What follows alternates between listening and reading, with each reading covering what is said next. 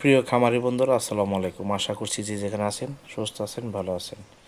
বন্ধুরা, এখানে দেখতে পাচ্ছেন দেশি মুরগি। আজকে দেশি মুরগি দেখাবো। তার আগে বলে নিচ্ছি, যারা এই চ্যানেলটি এখনও সাবস্ক্রাইব করেন নাই, প্লিজ চ্যানেলটি সাবস্ক্রাইব করে পাশে থাকবেন। যদি আমার চ্যানেলটি সাবস্ক্রাইব করেন তাহলে আপনারা আহামরি কোনো সমস্যা হবে না। যারা খামার ভালোবাসেন, যারা খামার রিলেটেড ভিডিও দেখতে ভালোবাসেন, তারা অবশ্যই দয়া করে এই চ্যানেলটি সাবস্ক্রাইব করে পাশে থাকবেন। প্রিয় বন্ধুরা, এখানে দেখতে পাচ্ছেন দেশি মুরগি। এখন শীতকাল চলে আসছে, আপনাদের কিন্তু অবশ্যই লক্ষ্য রাখতে হবে যাতে নাকি আপনার খামারের মুরগি অথবা আপনার বাসার মুরগি যাতে সুস্থ থাকে, ভালো থাকে। এই জন্য আপনারা কিন্তু অবশ্যই ভ্যাকসিনেশন করবেন এবং আপনারা কিন্তু মুরগির থাকার জায়গাটা অবশ্যই শুকনো এবং ভালো পরিবেশ রাখবেন যাতে নাকি মুরগির ঠান্ডা না লেগে যায়। ঠান্ডার কারণে কিন্তু এই দেশি মুরগিতে কিন্তু অনেক ধরনের ভাইরাস হয়ে থাকে। তার মধ্যে গাম্বরো একটি উল্লেখযোগ্য রোগ। এই গাম্বরো রানীক্ষেত থেকে অবশ্যই আমাদের সতর্ক থাকতে হবে এবং আমাদের সব সময় দেখে শুনে আমাদের খামার পরিচালনা করতে হবে যাতে কোনো ধরনের রোগ ব্যাধি আমাদের খামারে অথবা আমার বাসার মুরগিতে যাতে কোনো রোগে আক্রান্ত না করতে পারে।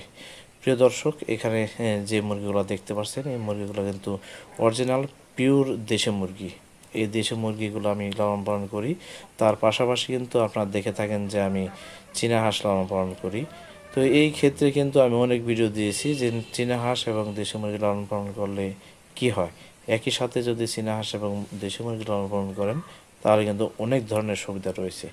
যাই হোক প্রিয় বন্ধুরা, আজকে আমি দেশি মুরগি নিয়ে আলোচনা করছি।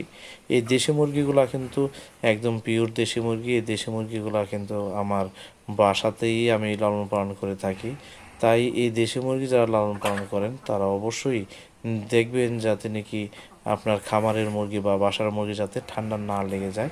ঠান্ডা লাগলে কিন্তু বিভিন্ন ধরনের রোগে আক্রান্ত হতে পারে। আর এখন কিন্তু প্রচুর পরিমাণে ঠান্ডা পড়ে যাচ্ছে, তাই কিন্তু ঠান্ডা আরও বেশি পড়ার আগে বা আপনার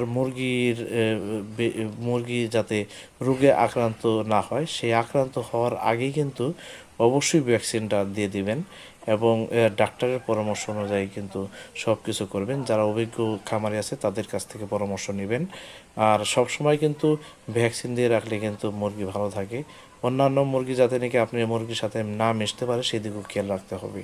তো প্রিয় দর্শক, আজকে এ পর্যন্তই। সকলে সুস্থ থাকুন, ভালো থাকুন এবং এই কৃষি ও কৃষকের স্বপ্ন ইউটিউব চ্যানেলটি অবশ্যই সাবস্ক্রাইব করে পাশে থাকবেন বন্ধুরা। আপনাদের অসংখ্য ধন্যবাদ জানিয়ে আজকের মতো বিদায় নিচ্ছি। আল্লাহ হাফেজ। আসসালামু আলাইকুম।